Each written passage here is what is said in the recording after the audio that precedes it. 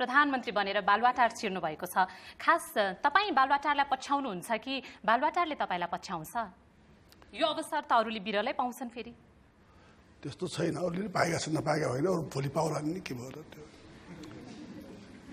त्यसलाई ठुलो उठान्ने कुरा छैन। पछ्याउने चाहिँ कसले हो? पछ्याउने कुरा थाहा छैन। म अब प्रधानमन्त्री भएको छु, बालुवाटार सरेको छु, त्यही हो। चारपटक भए, तर अब छोटो सर्ट पिरियड हो नि सबै बेला, त्यस्तै हो। म सहभागीको कुरा सुन्छु।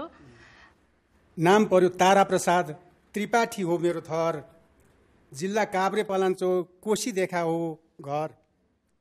म वृद्ध हुँ, मेरो प्रश्न पनि वृद्धकै पक्ष छ। अब वृद्धलाई हेर्ने प्रधानमन्त्रीज्यू तपाईँको के लक्ष्य छ? वृद्धको सुविधा मनमोहनले गर्नुभयो सुरु, 100बाट 1000सम्म सबैले बढाए खुरुखुरु। 1000बाट 2000 पार्ने पालो आयो ओलीको।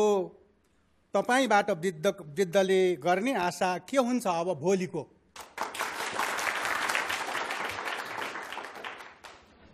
त्यो म पनि बढाउँछु वृद्धहरूलाई राम्रोसँग। के भयो? कति पुर्याउने त?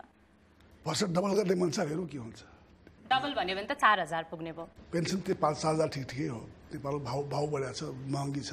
प्रधानमन्त्रीज्यू आफ्नै पनि उमेर हेऱ्यो भनेदेखि 70। यो उमेरमा आइसकेपछि त्यो भावना पनि बुझिन्छ कि? भावना भन्दा पनि के भने वास्तव आवश्यकता पनि हो यहाँ। म अरू सहभागीको कुरा सुन्छु। निकै धेरै हात उठ्यो। अहिले चाहिँ म त्यहाँ तपाईँको लिन्छु ल, सेतो सर्ट लगाउने सहभागी। हजुर, मेरो नाम सीताराम ठाकुर, घर रौतहट बटहर्बा गाविस। मेरो प्रधानमन्त्रीसँग यो प्रश्न छ कि प्रदेश नम्बर 2 को चुनाव हुन्छ कि हुँदैन? यदि हुन्छ भने त्यहाँका सोझा जनताले न्याय पाउन सकिन्छ, जुन अहिले 2063 को अङ्गीकृत नागरिकतावालाको चपेटामा फँसेका छन्। नमस्कार, म कालु सिंह खत्री रामेछापबाट। राष्ट्रिय जनता पार्टीले सीमाङ्कनलाई अन्तिम विवादको, आफ्नो मिलनबिन्दुको अन्तिम विवादको रूपमा राखेको छ र सत्तारूढ सम्पूर्ण दलहरूले संविधान संशोधन पश्चात सम्पूर्ण माग सम्बोधन हुन्छ भनेको छ। भनेपछि एउटा आम नेपालीको हैसियतले मैले के यो विश्वस्त हुन सक्छु? असोज 3 गतेका दिन विराटनगरका मेयर प्रदेश नम्बर 1बाट अर्को प्रदेशमा धकेलिनेछन् र बुटवलका मेयर प्रदेश नम्बर 5बाट अर्को कुनै प्रदेशमा पक्का पुग्नेछन् भन्ने कुरा म विश्वस्त भए हुन्छ त प्रधानमन्त्रीज्यू? असोज 2 गते चुनाव हुने कुरा चाहिँ ली क्वान यूलाई सिङ्गापुर दिँदाखेरि ढुङ्गा दिएको थियो, उनले हिरा बनाए। तर नेपाललाई तपाईँको हातमा दिँदाखेरि हिरा दिएको थियो, तपाईँले ढुङ्गा बनाएर छोड्नुभयो। अब यसको कारबाही कसलाई गर्नु?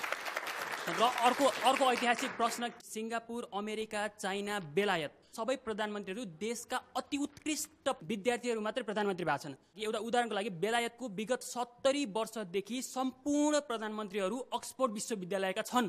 नेपालको विगत 70 वर्षदेखि कुन चाहिँ हाम्रो मन बुझ्ने प्रधानमन्त्री हामीले कुन चाहिँ पायौँ? तपाईँले कहिले विस्थापित हुने?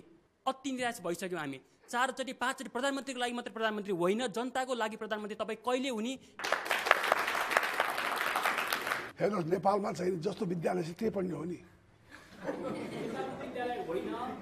हेर्नुहोस्, तपाईँले बल्ल बोल्दै हुनुहुन्छ। तपाईँ रिसको कुरा होइन नि। कहाँबाट ल्याउने? मैले अक्सफोर्ड कहाँबाट ल्याउने? अक्सफोर्ड विद्यालय नेपालमा त्रिपुर कहाँबाट अक्सफोर्ड विद्यालय ल्याउने? यहाँ त्यसमा अक्सफोर्ड तपाईँले चाहँदैमा हुन्छ कुरा त होइन नि। तपाईँले चाहे जस्तो बोल्नुपर्छ भने के छ? यहाँ तपाईँले को अक्सफोर्डमा पढाएको को पढाउँछ नेपालमा? अक्सफोर्ड तपाईँको इच्छा, तपाईँ व्यक्ति हो नि। जनताको इच्छा अनुसार भाउ प्राइभेटमा आउनु, तपाईँको इच्छा अनुसार कुरा म जनताले चुनाव हो। मलाई त्यो जनताले चुनाव होइन। मलाई पार्लियामेन्टमा बहुमत पाएको होइन, बहुमत पाएको मान्छे होइन रे। अनि को तपाईँ हुने त? तर यसले एउटा प्रश्नले चाहिँ नागरिकहरू साँच्चै नै निराश छन् त्यो पदबाट, प्रधानमन्त्री पदबाट र उनीहरूले गरेका कामबाट। विगतमा भएका जति पनि कामहरू भए, प्रधानमन्त्रीले गरेका कामहरू, नेपालमा धेरै कामहरू भएका छन्। के काम भएको छैन? यहाँ बाटो बनेको छ, विकसित भइरहेको छ। त किन विकसित भइरहेको छ? तपाईँ जनप्रतिनिधि हो भन्नुहुन्छ आफूलाई, यो चाहिँ उहाँको प्रश्नको सही उत्तर दिनुपर्छ। प्रधानमन्त्रीज्यू, कहाँबाट एक्सपोर्ट ल्याउने नेपालमा ल्याउने? यो चाहिँ खास जनताको निराशा बोलिरहेको छ जस्तो लाग्दैछ।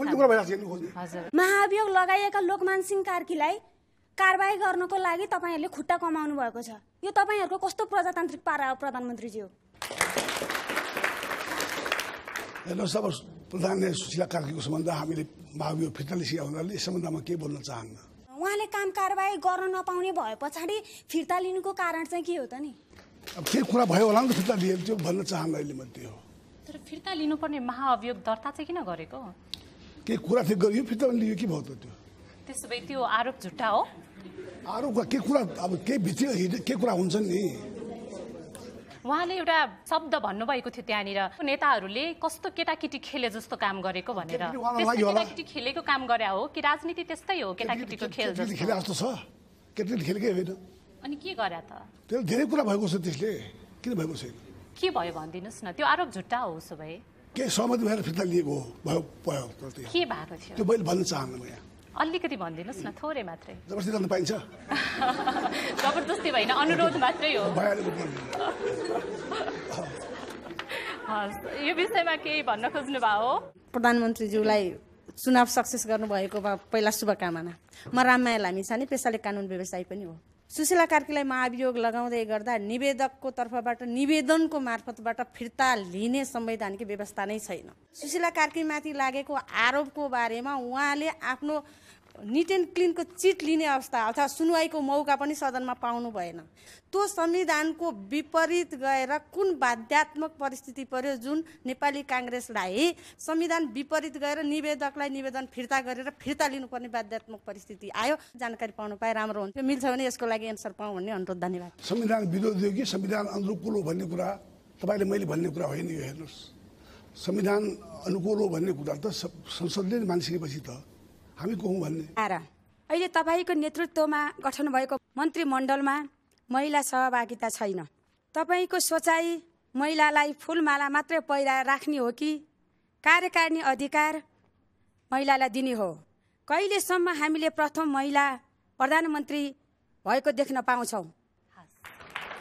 उहाँको प्रश्नै त्यही छ। फेरि तपाईँ बस्नु भएको त्यो पदमा, प्रधानमन्त्री पदमा चाहिँ महिलाहरू कहिले पुग्छन्? त्यो कुर्सी महिलाहरूको लागि कहिले खाली हुन्छ भनेर सोध्नु भएको छ उहाँले। भइहाल्छ नि, किन हुने त्यो? कहिले होला? ज्योतिष होइन नि। एकजना सहभागीले मन्त्रीमण्डलको विस्तारको कुरा पनि सोध्नु भएको थियो। कत्रो बनाउने? ठिकै बनाउला। ठिकै भनेको कत्रो? धेरै ठुलो, धेरै सानो। संविधानले त जम्मा 25 जना भनेर भनेको छ। फेरि तपाईँको विगत चाहिँ जम्बो मन्त्रीमण्डल बनाउने भनेर निकै चर्चामा छ। फेरि जम्बो बन्छ कि 25 जनाको संविधानले तोकेकै भित्रको बन्छ?